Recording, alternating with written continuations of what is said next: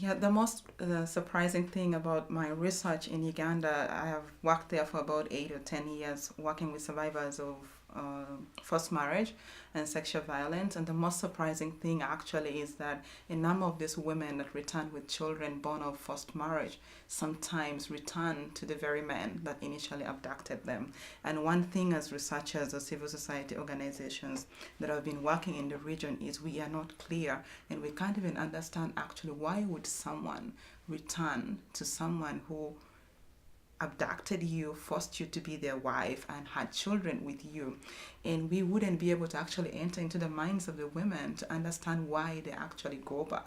But then there are those who choose not to go back, and it's interesting to compare the different groups. And one thing that we realized is the women who choose to return to these men who initially forced them to be their wives actually have a lot of challenges reintegrating, and especially around issues of raising the children single-handed and access to resources. So they think by going back to the men, their children can have some level of access to resources like land, and maybe other basic needs can be met.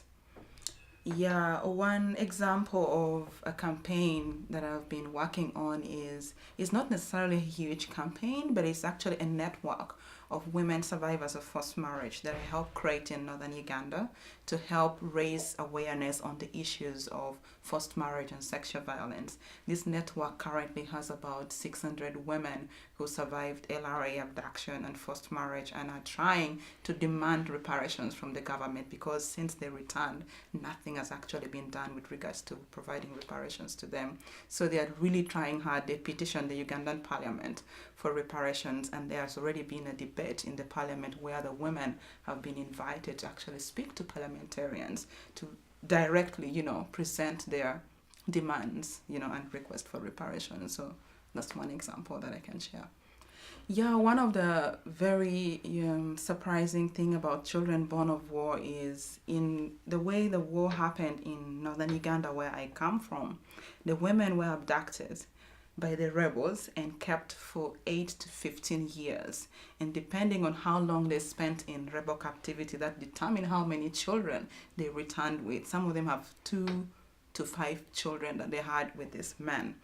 One of the biggest challenges these women have is actually the issue around identity and inability to meet the basic needs of these children born of war.